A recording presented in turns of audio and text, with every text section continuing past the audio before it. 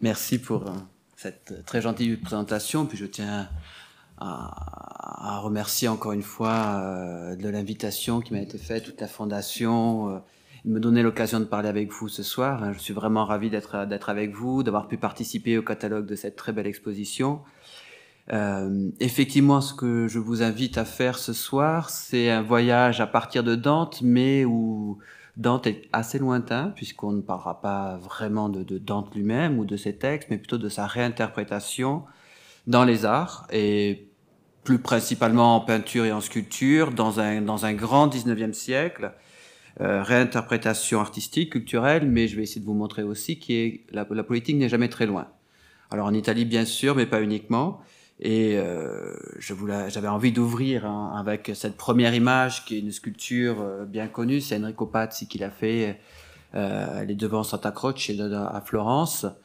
Santa Croce, c'est un peu le Panthéon hein. En Italie, il y a toutes les grandes gloires qui sont à l'intérieur, et on a décidé de mettre Dante, qui a déjà un cénotaphe à l'intérieur, on le met aussi à l'extérieur, il prolonge ces grands hommes, ça devient le grand homme italien par excellence dans la place publique, et c'est inauguré en 1865 pour le 6e centenaire de la naissance de Dante. Donc j'avais voulu prendre ces dates, 1821-1921, qui sont les célébrations de la mort de Dante. Dante est né en 1265, il est mort en 1321, et à partir du début du 19e siècle, on s'intéresse aux centenaires. On va vouloir célébrer ces grands hommes, Shakespeare notamment, et puis Dante en Italie. En 1821, ça ne marche pas vraiment, mais en 1921, c'est très important.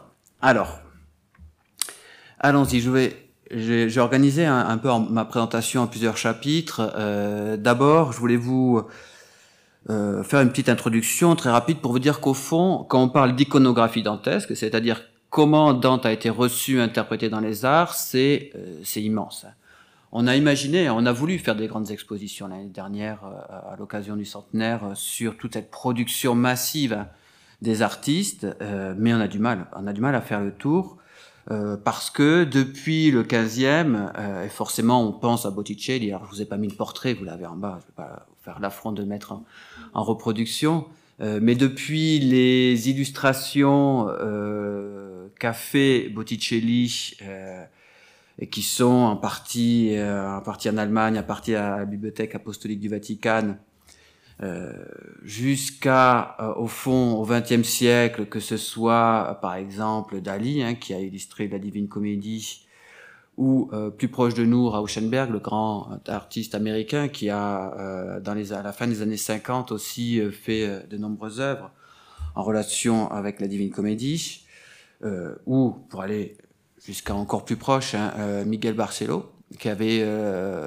exposé toute une exposition au Louvre il y a une quinzaine d'années, en 2004, autour de la comédie. Donc la production iconographique est pléthorique.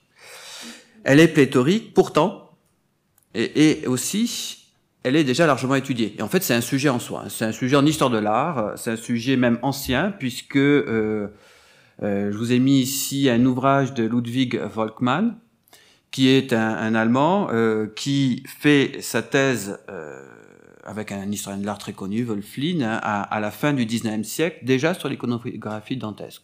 Donc déjà au 19e siècle, on considère que c'est un sujet qui mérite des thèses, des études approfondies, des éditions, etc.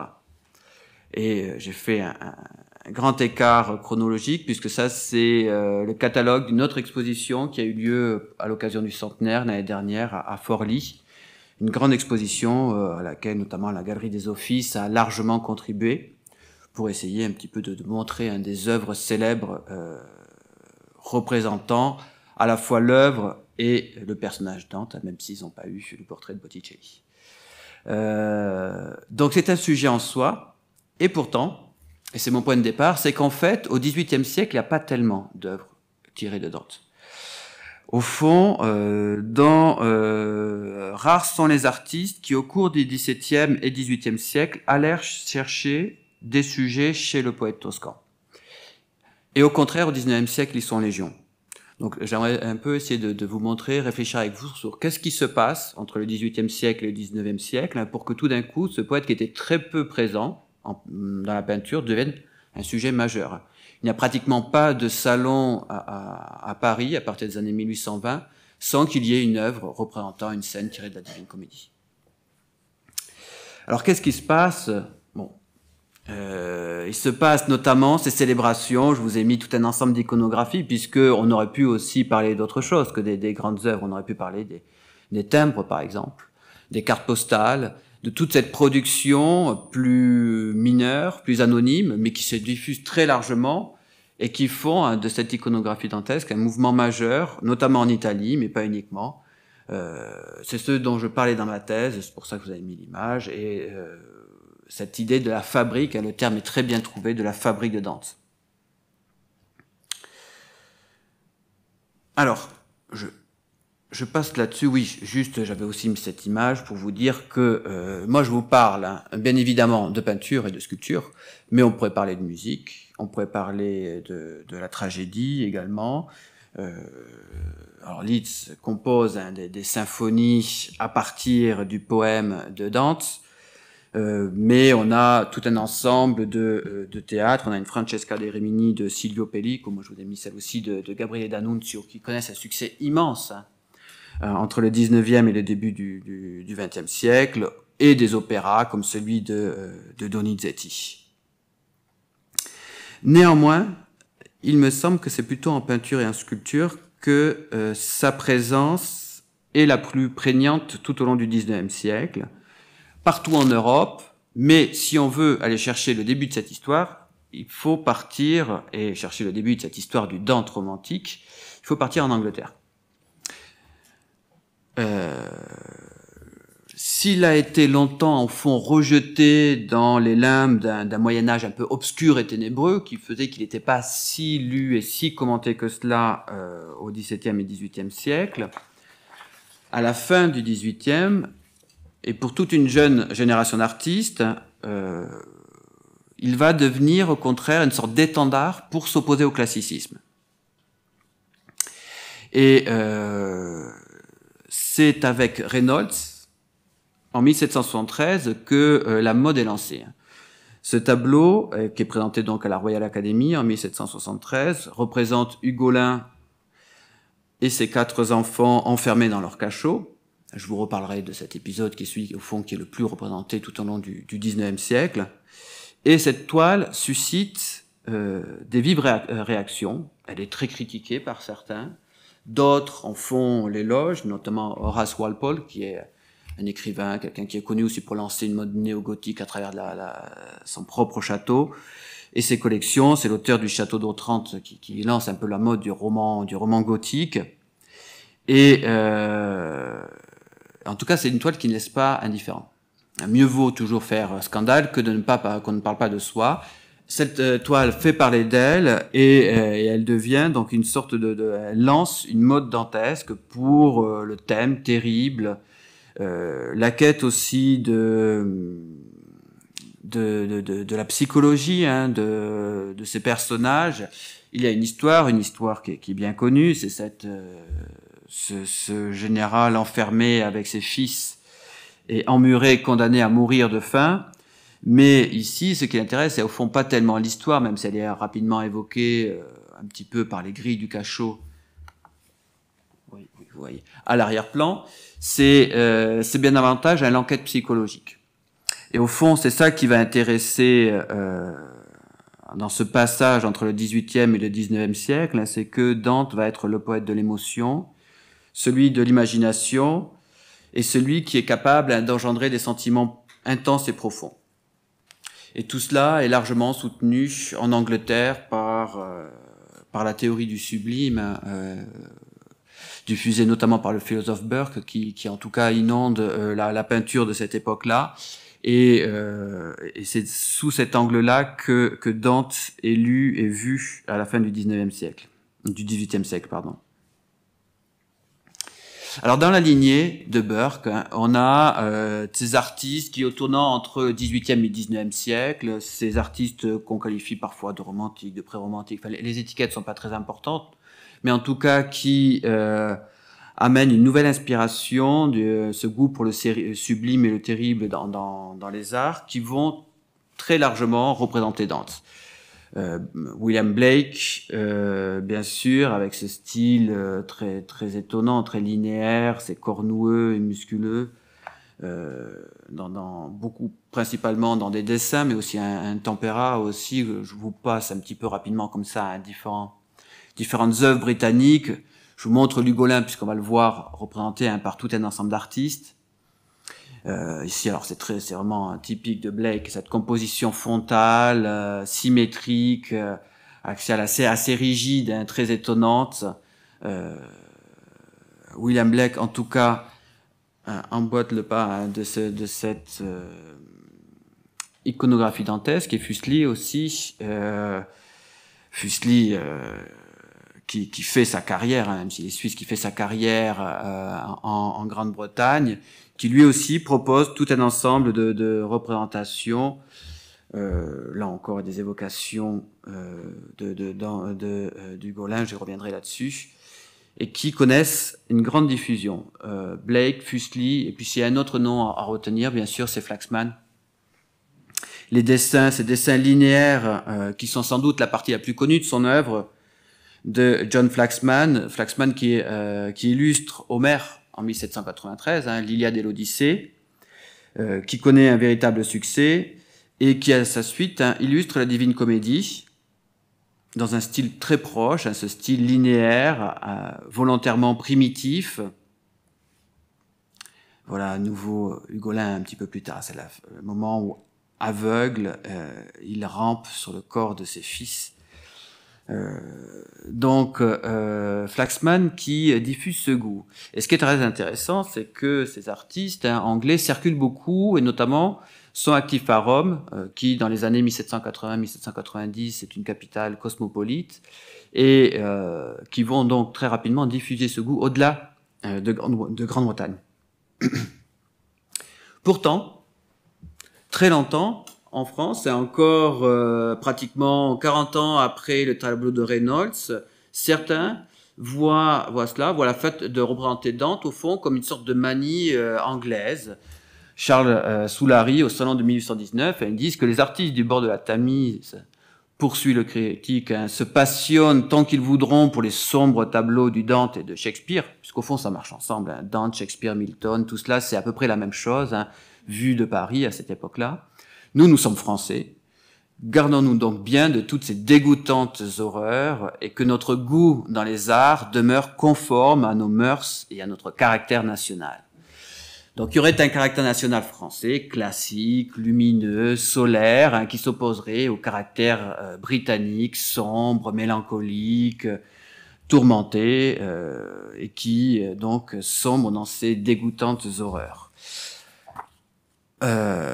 Or, Soulary, si je puis me permettre, il est un peu à côté de la plaque, parce qu'en fait, ce qu'il ne voit pas venir, c'est plutôt un changement de génération, une mutation du goût européen et l'arrivée au fond du romantisme.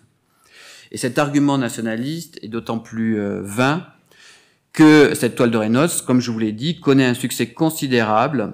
Elle est gravée par Dixon peu de temps après, et elle circule partout en Europe, elle circule à Paris et elle circule à Rome.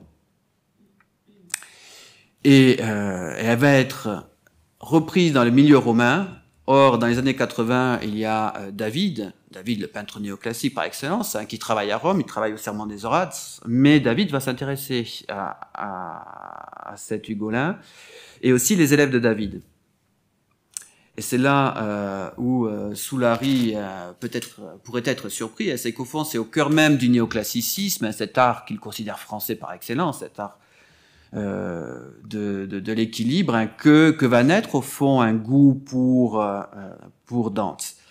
À nouveau, hein, le sujet d'Ugolin, on le retrouve dans ce qui est certainement la première apparition au salon en France en 1800 chez Fortuné Dufaux, d'un sujet tiré de Dante. Mais qui n'est, vous voyez, c'est proche, hein, quand même de Fabre, de David, de cette peinture néoclassique, de cette peinture moralisante avec cet éclairage dramatique et latéral, et cet Ugolin hirsute entouré, hein, de ses quatre fils, très sculptural, hein, dans cette dans cette composition. Mais en fait, on aurait pu en avoir beaucoup. On a en fait, quand on cherche bien, tout un ensemble de projets, d'illustrations, notamment de Lugolin, mais pas uniquement, dans le milieu néoclassique parisien. Louis Goffier, je vous montre ici un dessin qui est au musée Fabre à Montpellier. Alors ici, on a, de façon un petit peu inédite, une tour, une pièce circulaire, mais on retrouve le motif de l'enfermement, de la lumière latérale, du père au centre, hein, les enfants sur les côtés.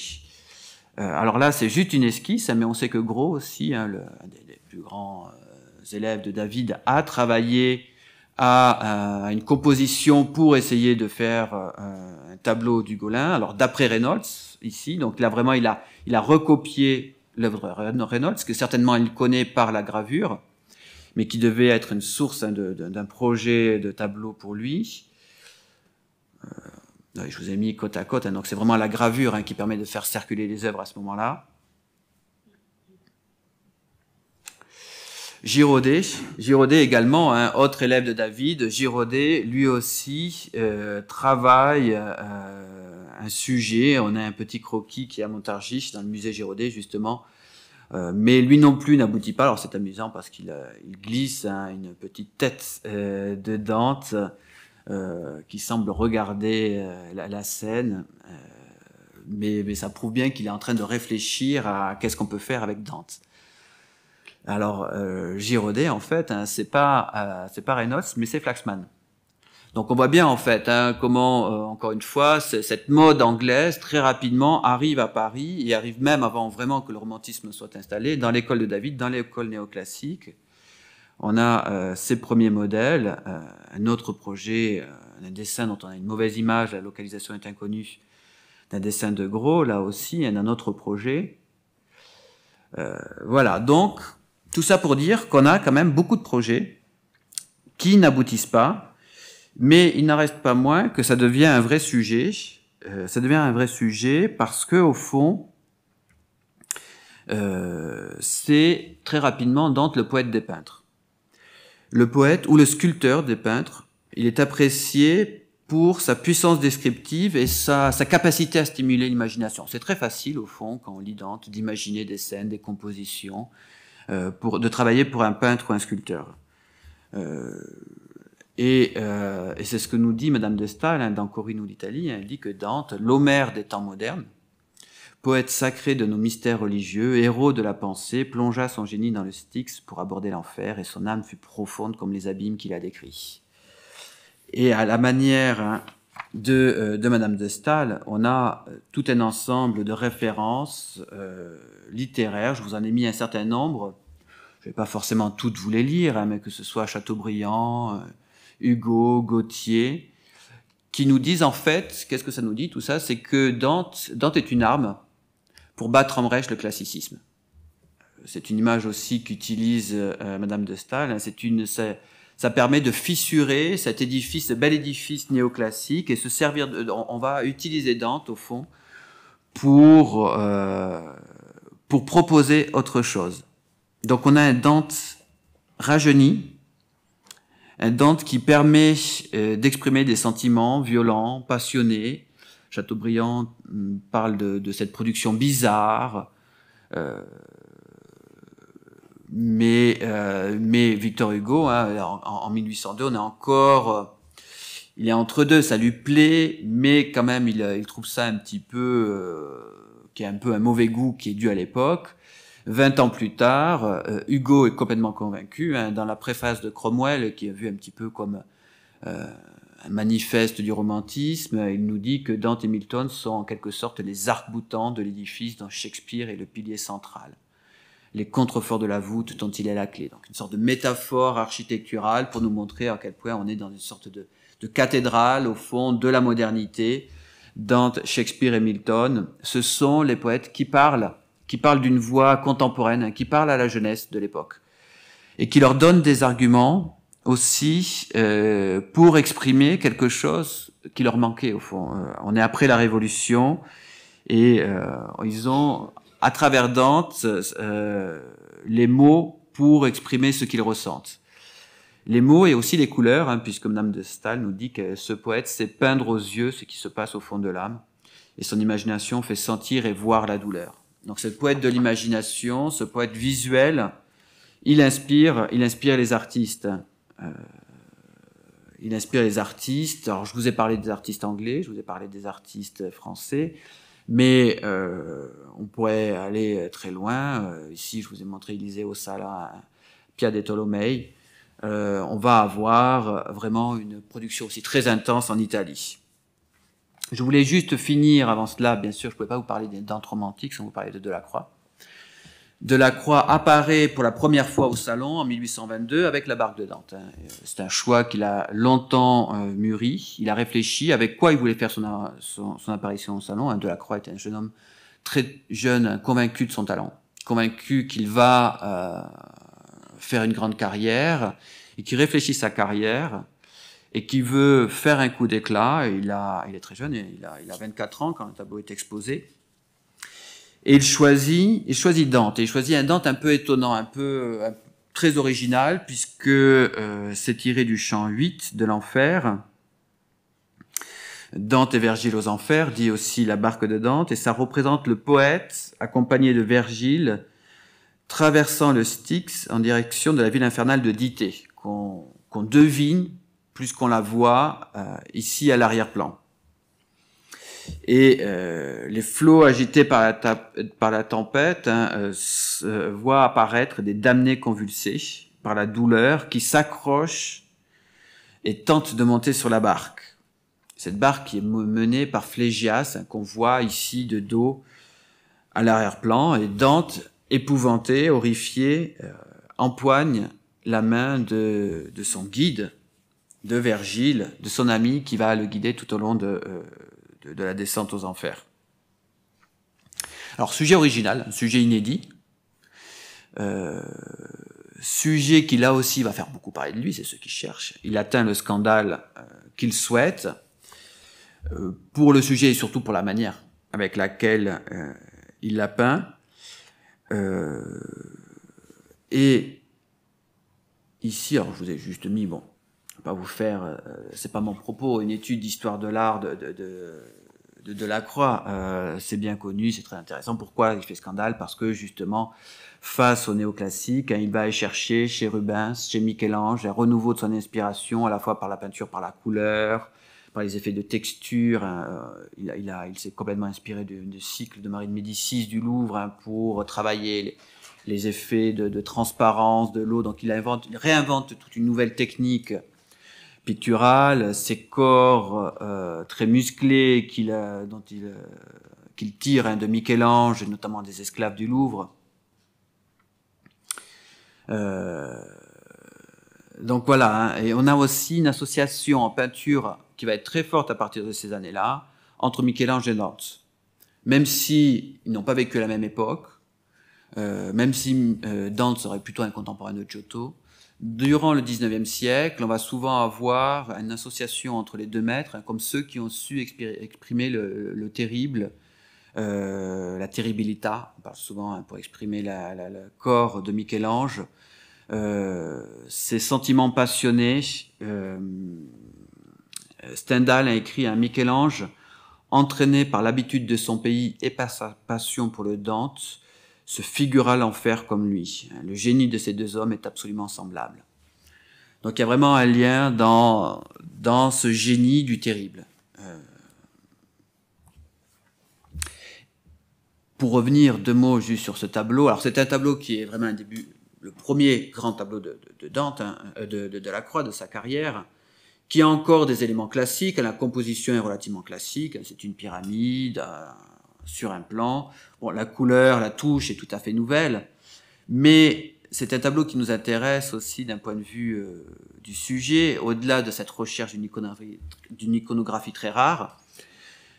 C'est cette idée de l'amitié, d'être guidé d'un parcours qui commence, et Delacroix, non seulement vénère Dante, mais il s'identifie à lui.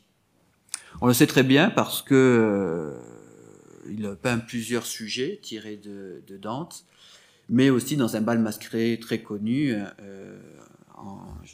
chez Dumas en 1832. Il y va déguisé en Dante, bien sûr. Tout le monde se déguise. Barry, il va en tigre. Enfin, chacun cherche le déguisement le plus cocasse, le plus original. Et bien sûr, Delacroix, il va en Dante. Et il fait en plus, il amuse la galerie, il fait des peintures en 5 minutes, il improvise des fresques. Enfin, c'est assez incroyable. Et lui se présente vraiment comme Dante. Et quand il peint, il se fait lire Dante. Et c'est peut-être le seul à Paris qui se fait lire Dante dans le texte, en italien. Donc c'est quelqu'un qui se passionne pour Dante, qui en fait son modèle. Et il y a, en tout cas chez les historiens de l'art, une interprétation de ce tableau vraiment comme l'idée d'un parcours qu'il attend, parcours pour pouvoir créer une nouvelle peinture, un peu comme Dante a créé une nouvelle poésie. Il faut assumer le risque. Il sait, il faut aller à l'encontre de la critique. Mais il est aidé. Il est aidé par ses amis. Et au fond, Vergile, c'est tout l'art. C'est tous les gens qui vont aider Delacroix. Mais ces gens, c'est Rubens, c'est Michel-Ange et c'est Dante aussi, quelque part. Vous voyez, il y a une sorte de jeu de miroir entre ces deux personnages, ici. Puisque si vous regardez le tableau, véritablement, il a mis au centre, sur la ligne d'horizon, ce geste, des mains qui se tiennent. Donc c'est un tableau sur l'amitié. C'est un tableau sur le fait aussi d'être guidé dans le périple par les arts et de croire en cela. Alors, j'avance un petit peu. À partir de là, à partir de Delacroix, à partir de ce renouveau anglais et puis dans l'école de David, on va avoir une multiplication des œuvres. Alors, pour ne pas vous submerger de dizaines d'images, j'ai voulu juste prendre quelques sujets, ceux qui sont les plus représentés, c'est-à-dire Ugolin et Paolo et Francesca. Alors, les sujets les plus représentés, aussi parce qu'à l'époque, on a très peu de traductions en français encore, de bonnes traductions au début du 19e siècle. On a des traductions de Moutonnet de Clairefonds en 1776 et de Rivarol en 1783, mais qui concernent uniquement l'enfer. On a une traduction entière de Artaud de Montor entre 1811 et 1813, mais en fait, la plupart des gens ne lisent des résumés, certains épisodes, et en fait les épisodes les plus dramatiques. Et donc, Ugolin fait partie de ces épisodes-là.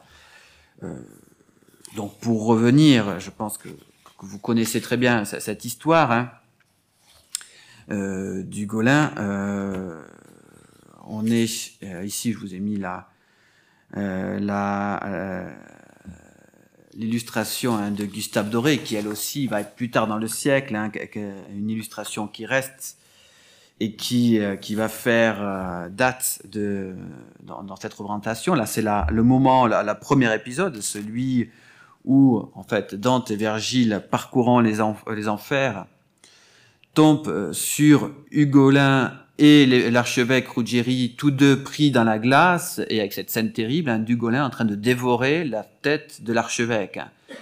Ils sont dans une vengeance sans fin, condamnés à une vengeance sans fin, à cause de ce qui s'est passé durant leur vie. Tout cela est raconté dans le 9e siècle des Enfers. C'est le moment où justement l'archevêque qui a fait prisonnier le comte Ugolin le condamne à mort, l'enferme avec ses fils dans une tour, le condamne à mort, à mourir de faim.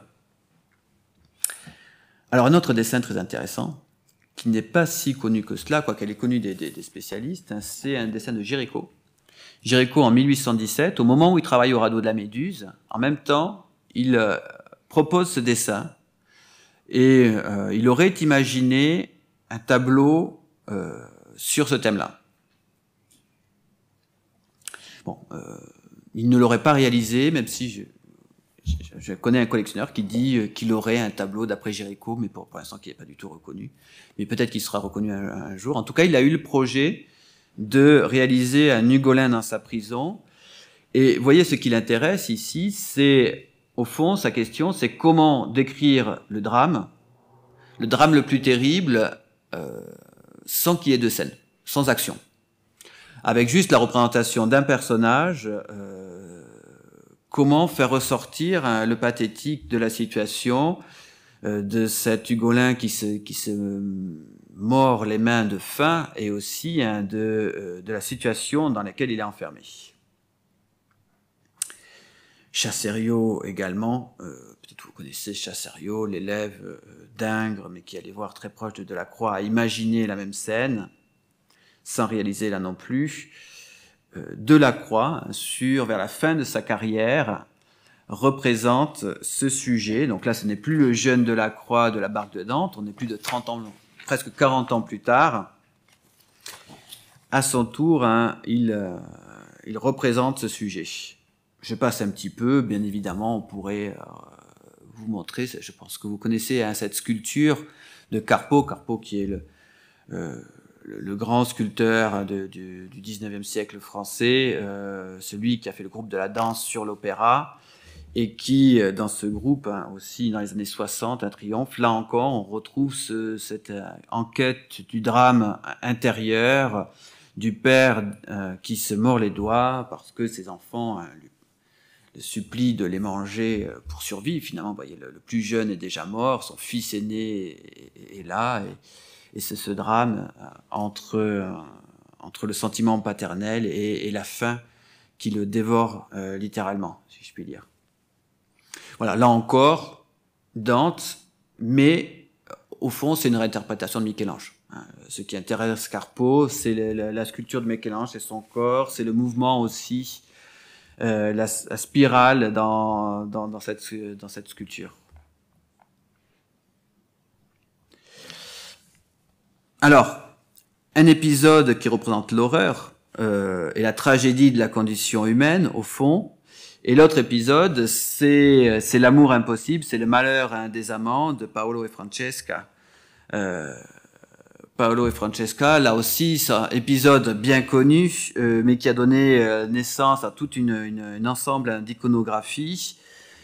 Ces amants, qui sont en fait, Francesca de Rimini avait épousé Giovanni Malatesta, seigneur plus âgé qu'elle et au physique peu gracieux, et elle tombe amoureuse du frère de Paolo, de son frère Paolo, alors qu'ils sont en train de lire un roman et un roman. C'est un peu anachronique de dire ça, non.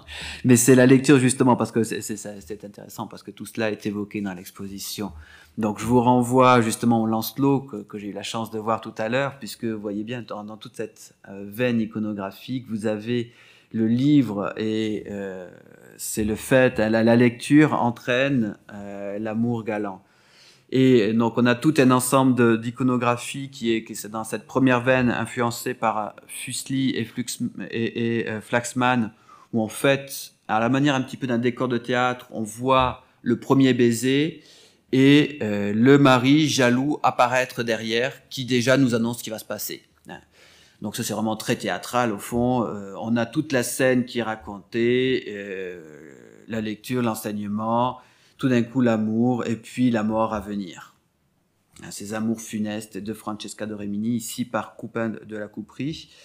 Et on a vraiment beaucoup de représentations comme ça. Le plus connu étant Ingres. Ingres, en fait, tout un ensemble de déclinaisons, de versions. Alors vous voyez, vraiment en plus là avec le rideau à l'arrière-scène, on a vraiment une scène théâtrale où on a envie de leur dire faites attention, regardez derrière vous, mais non, c'est impossible, puisque la scène qui suit, c'est d'un seul coup d'épée, il les envoie tous les deux dans la mort. Alors voilà, Boulanger, qui est un artiste romantique proche d'Hugo, lui décide le moment terrible après, mais Ingres est peut-être plus malin, lui décide justement d'anticiper.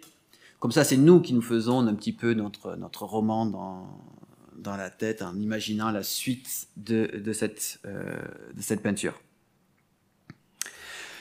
Ça, c'est la toile d'Angers, mais Ingres en fait vraiment tout un ensemble. Je vous en ai mis une autre, et l'influence, le rapport, Ingres est un grand admirateur de Flaxman, ce que cela a pu avoir d'influence sur lui. Alors c'est vraiment le moment, Ingres invente ce moment où le livre tombe des mains de l'amour, de la lecture à l'amour, à la mort. Vous voyez que tout est comme ça dans une sorte d'ellipse décrit sur la même image. Et à partir de ce type d'œuvre, il lance toute une mode qu'on appelle la mode troubadour, au fond, de ces scènes médiévales qui vont connaître un très grand succès dans les années 1810-1820 et au-delà. Et je vous ai mis juste comme ça un pas de côté avec une très grande huile sur papier de Vogel von Vogelstein, qui est un artiste qui a travaillé à Dresde, proche d'Anton Koch, des Nazaréens allemands, mais qui a aussi beaucoup travaillé en Italie, à Rome et en Toscane. Et ça, c'est quelque chose qui a été acheté par Léopold II, le grand-duc de Toscane. Vous voyez, en fait, une représentation de Dante et de la Divine Comédie à travers 10 épisodes. Vous en avez 3 en bas qui représentent l'enfer, 4 au centre qui représentent le purgatoire et 3 en haut qui représentent le paradis. Le tout dans une architecture du gothique tardif, en fait très inspiré par la cathédrale d'Orvieto dans sa forme. Et cette mode, en fait, Dante peut aussi se mêler comme ça, une sorte de mode néo-gothique qui est très forte au XIXe siècle. Donc il y a un Dante romantique, un Dante terrible, mais il y a aussi un Dante médiéval. Et on aime, comme on aime les romans gothiques au XIXe siècle, on aime relire aussi Dante à la lueur de cette vague médiévale. Pour revenir un petit peu à Paolo et Francesca, il y a, je vous ai dit, donc il y a cette scène de la lecture de l'assassinat, puis il y a l'autre scène, puisque c'est toujours comme ça, au fond, dans la Divine Comédie, il y a le moment où Dante et Virgile rencontrent quelqu'un à l'enfer, et puis ces personnes vont raconter leur vie et pourquoi ils sont là. Donc il y a aussi tout le courant qui est, au fond, Francesca et Paolo, condamnés à errer dans le vent glacial des enfers. Et le modèle ici, c'est celui d'Ary Scheffer. Je vous ai mis celui de la Wallace Collection, mais il en fait plusieurs versions, où on voit donc ces beaux corps jeunes et maculés de lumière de Paolo et Francesca, et il y a l'arrière-plan, avec bien évidemment encore un écho botticellien dans la figure de Dante, Dante et Virgile, qui méditent sur ce sort, sur cette tragédie des amants réunis dans la mort. Alors là encore, on a des reprises à de multiples reprises. Je vais passer un petit peu vite là-dessus, et puis ça ira jusqu'au symbolisme, jusqu'à la fin du siècle. Là, je vous ai mis un exemple alors pour le coup, ça fait un peu plus aussi théâtre, en costume, Paolo et Francesca de Previati. Et sur le modèle d'Ary Scheffer, vous avez tout un ensemble d'œuvres de la fin du siècle, une autre Previati, ou encore, au fond, Rodin, bien sûr. Et pour cette première partie, si vous voulez, je voulais de cette iconographie dantesque, avant d'ouvrir un petit peu sur le Dante politique, mais il faut que j'accélère un petit peu, je voulais finir, bien évidemment, avec Rodin. Rodin qui nous fait tout un ensemble de scènes tirées de Dante, parce qu'au fond, l'œuvre majeure de Rodin, c'est La Porte de l'Enfer. Il y a plusieurs versions, celle du musée Rodin, celle d'Orsay, etc. En fait, Rodin n'aboutit jamais à une version définitive. Il travaille pendant de très nombreuses années,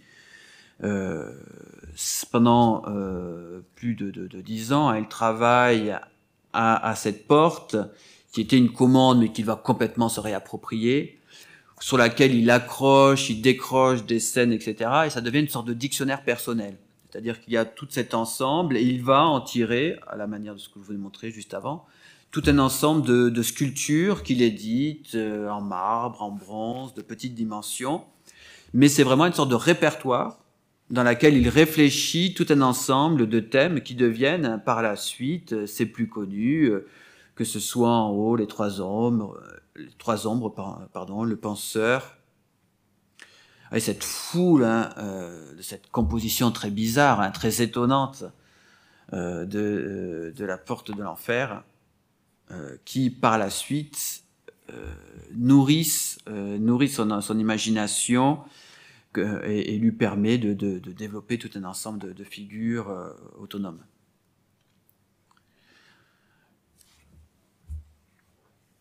Voilà. Donc ça, c'était pour vous montrer à quel point, mais encore une fois, je suis passé très vite et je voulais pas vous assommer d'images, à quel point Dante a suscité une iconographie pléthorique, depuis cette image romantique, celui qui permet de battre en brèche le classicisme, jusqu'à cette image troubadour de ce goût médiéval. Pour vous donner un ordre d'idée, je l'avais noté quelque part, mais je ne retrouve plus, je crois que c'est sur Paolo et Francesca, on en a 40 ou 50 versions dans les salons parisiens au XIXe siècle. Hein. Donc c'est considérable. Alors ça, c'est les illustrations que je vous montrais jusqu'à maintenant, les illustrations tirées de Dante. Mais il y a aussi la représentation de Dante lui-même. Parce que Dante devient autre chose, ça devient l'image du génie. Le génie passionne le XIXe siècle. Cette figure XIXe siècle hein, qui cherche à construire l'idée des grands hommes, qui au début du siècle s'intéresse encore à des choses comme la physiognomie, je ne sais pas si ça vous parle, à ces sciences où on voulait essayer de comprendre à travers la forme des crânes l'idée du génie, essayer de retracer d'où vient l'inspiration. On a Beethoven et on a Dante. Hein. Ce sont pratiquement les deux plus grandes figures du génie qu'on va retrouver dans les arts au XIXe siècle. Mais un génie qui, en Italie, va prendre un sens particulier. Il va prendre un sens particulier en Italie parce que, au-delà du culte des grands hommes, hein, il va devenir l'image même, au fond, du génie italien. Alors pourquoi c'est l'image du génie italien? Bien sûr pour ses talents, pour la comédie ou autre, mais pas uniquement. Pas uniquement parce que, pour tout un ensemble de raisons, dans l'Italie qui n'est pas encore unifiée, au XIXe siècle, il devient un modèle parce que la comédie est écrite en langue vulgaire et non pas en latin. Et ce choix est important et elle va devenir, et le toscan de la fin du Moyen-Âge va devenir la référence quand on va vouloir choisir au fond, décider de quelle doit être la langue commune aux Italiens. Donc il est au fond celui qui a donné ses lettres de noblesse à cette langue italienne parce que il a été, et c'est ce que nous montre ici Petarlini, il a été condamné à l'exil. Or, beaucoup de patriotes hein, italiens sont condamnés à l'exil aussi. Foscolo et autres hein, doivent partir, se réfugier en Angleterre dans le XIXe siècle parce qu'ils militent, parce qu'ils se battent même hein, pour l'unification italienne. Donc, il y a une identification au génie, mais aussi vraiment à la personne de Dante. Celui qui a été en exil et celui qui s'est battu, parce que Dante s'est battu pour Florence. Donc il y a aussi un Dante soldat. Il y a un Dante pour tout le monde. Il y a un Dante religieux, il y a même un Dante athée pour certains, il y a un Dante soldat, il y a un Dante en exil. Et c'est l'image ici d'un artiste italien, Domenico Petarlini, qui lui-même s'était enrôlé volontairement, s'était battu. Hein. Donc on a un artiste soldat qui représente un Dante en exil et un Dante qui s'est battu pour sa patrie. Alors justement, pour faire un écho avec la première image et arriver à cette idée d'une célébration des centenaires de Dante, on va vouloir inscrire cette image très rapidement au cœur de la nation. Alors d'abord, dans Santa Croce, je vous ai dit que c'est ce panthéon italien où il côtoie Michel-Ange, Galilée et d'autres grands noms de l'Italie. Alors on a un cénotaphe qui n'est pas une très grande sculpture, hein, mais qui est quand même une œuvre intéressante. Ce qui est intéressant, et c'est là où on voit un changement dans ces années entre 1819 et 1830, et notamment autour du centenaire de 1821, c'est qu'au début, on a à côté de lui une figure de la Toscane. Donc c'est la Toscane qui rend hommage à son poète natal, et ça devient l'Italie. Donc on voit quelque chose qui change, à un moment donné, encore une fois, où l'Italie n'existe pas comme pays officiellement, petit à petit, ça va devenir quand même l'image de l'Italie. Et si on fait un bond dans le temps, en 1865, on est 4-5 ans après l'unification italienne. Et au fond, les grandes célébrations qui ont lieu pour le 6e centenaire de la mort de Dante à Florence en 1865 sont des fêtes de l'unification italienne. Il y a eu plusieurs thèses qui ont été faites là-dessus hein, récemment en histoire encore, qui montrent que des gens viennent de toute l'Italie pour célébrer, le roi vient ici, se rend, et ce sont vraiment un hommage national très politique. À tel point que les organisateurs d'une exposition où sont réunis beaucoup de livres, d'éditions, de Dante, d'objets liés à Dante, offrent, avec le prix des billets d'entrée, une épée au roi, sur laquelle ils ont fait graver Dante al primo re d'Italia, donc c'est Dante qui offre cette épée au premier roi d'Italien. Vieni a vedere la tua Roma che piange. Viens voir ta Rome qui pleure. Alors pourquoi Rome pleure? Parce qu'à l'époque, Rome est encore aux mains du pape, fait encore partie des États de la papauté. Donc c'est une déclaration de guerre, hein. On offre une épée, Dante offre une épée au roi d'Italie pour qu'il aille, au fond, chasser le pape et reprendre Rome. Ce qu'il fait 6 ans plus tard. Donc il y a un Dante ici qui est mobilisateur aussi, il y a un Dante qui appelle à la guerre, qui appelle à l'unification italienne. C'est ce Dante de 1865, ici je vous ai mis une gravure qui représente cette statue qui était vraiment au centre de la place, hein. Aujourd'hui elle est sur le côté maintenant.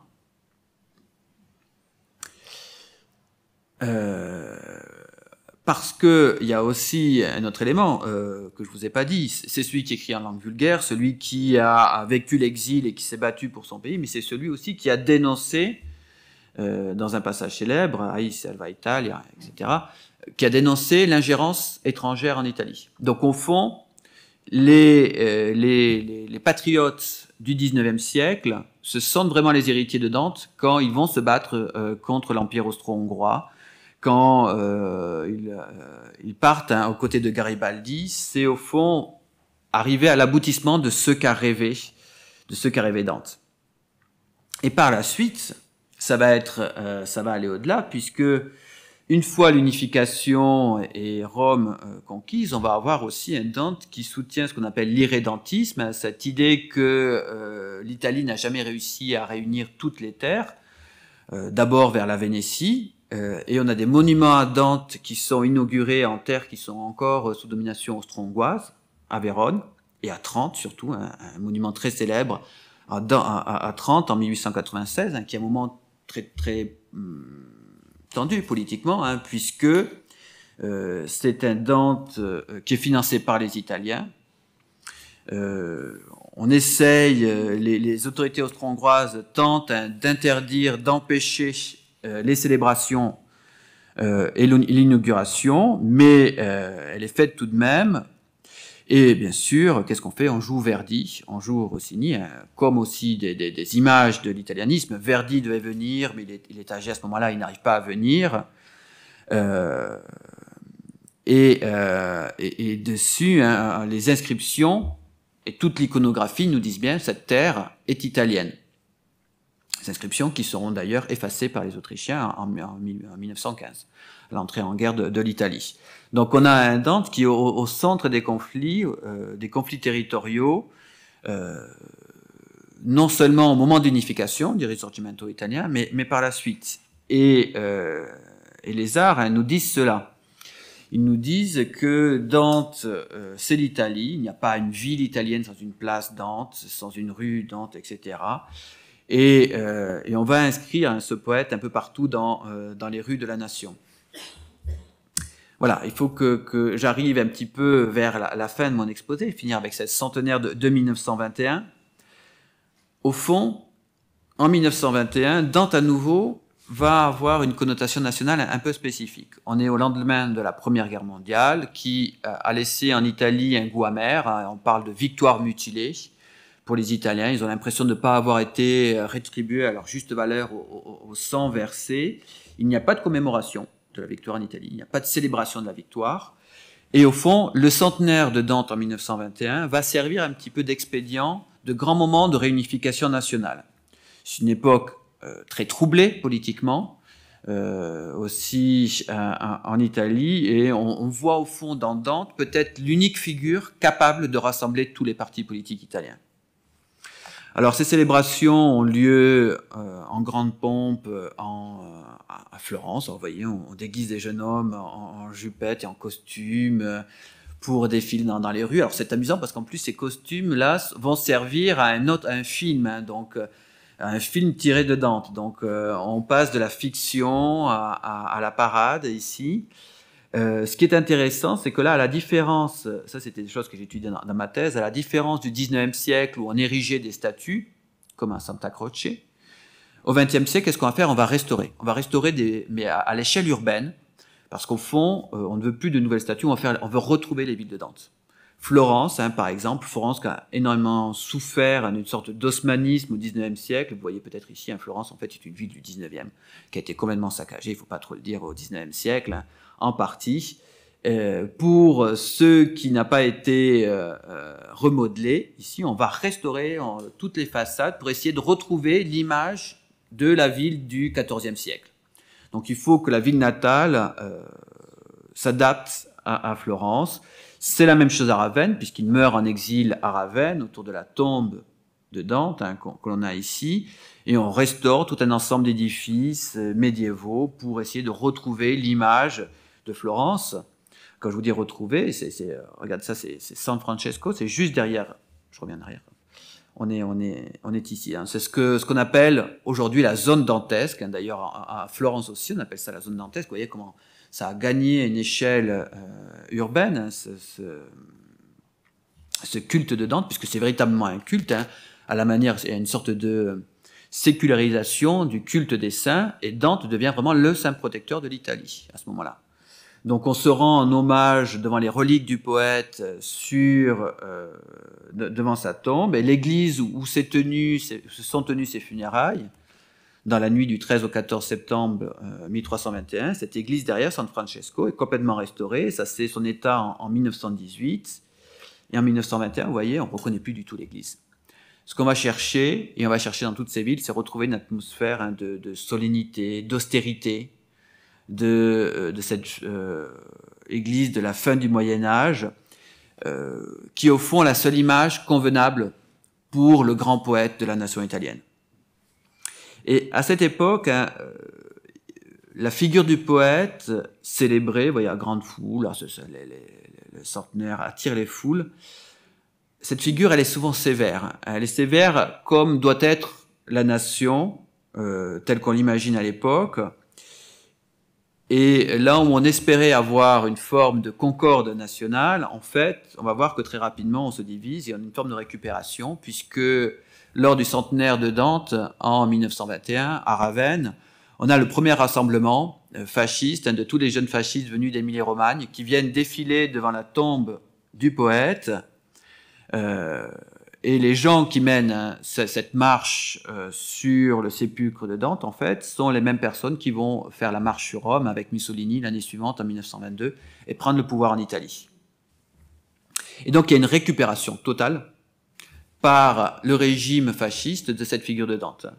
Je vous ai mis juste deux exemples. Un livre, Venturini, qui va nous expliquer à quel point Dante et Benito Mussolini se ressemblent, mais qu'au fond, par une sorte d'exégèse un petit peu étonnant, hein, en fait, l'empereur, celui qui va unifier l'Italie, que Dante appelle de ses voeux, hein, dans son œuvre, c'est Mussolini. Et en fait, il était là et tout était dedans. Il avait compris qu'un jour arriverait le sauveur qui allait unifier l'Italie. Et ça donne même lieu à des projets artistiques très intéressants. Projet qui n'a pas vu le jour à cause de la Seconde Guerre mondiale, mais Terrani, qui est un grand architecte moderne italien, devait construire Via dell'Impero à 2 pas du Colisée, là où les fascistes faisaient leur défilé, hein, entre le Vittoriano et le Colisée.